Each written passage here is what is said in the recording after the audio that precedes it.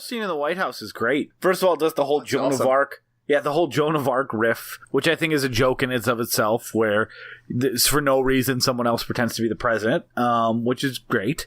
And Zod's like, nah, you'd care more about your people. This is after they just are flying around being dicks to Mount Rushmore and stuff like that.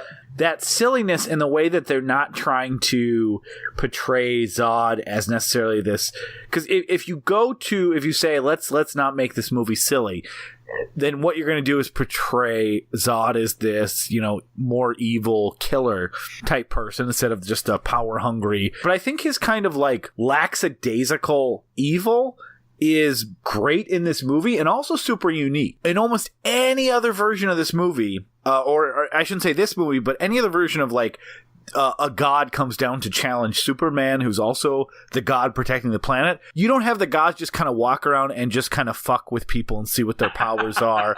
They're not going around killing people in the same way that you aren't like, oh, I can kill ants, I'm going to walk around and stomp ants. They don't care about human life necessarily, but it's like it's time consuming to kill them, and they're trying to figure out what's going on. Their lazy version of evil is unique and awesome. There are times when they seem more just kind of like amused, like almost like a cat just kind of playing with its prey, like, I'll bat it around now, and then I'll dangle it by its tail. But they're not like interested in like killing anyone. They're just more like this lower life form is kind of fun to... Yeah, although they do get bored with that like in an afternoon. Yeah. Which is kind of weird. They land on the planet, become the leaders of the free world.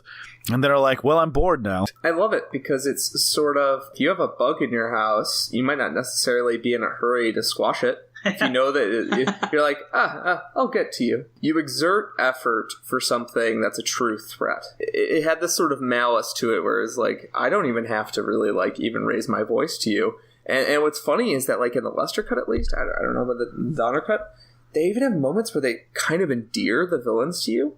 Because the villains keep, like, not killing people. Yeah.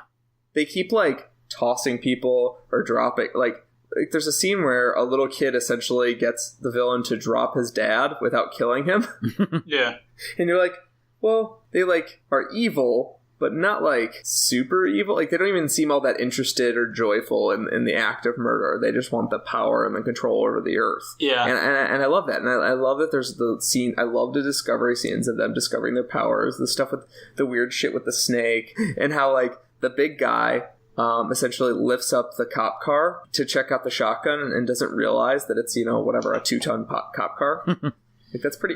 All that stuff is really, really lovely, and I think it works thematically really well too. Because the reason why Zod gets bored so quickly is because he is not taking over this planet because he wanted to rule a planet. He wanted to rule Krypton, which doesn't exist anymore and would have posed a challenge to him. So he's doing that thing where like he's living out a fantasy that no longer exists, and just like any fantasy, it's not as good as the real thing.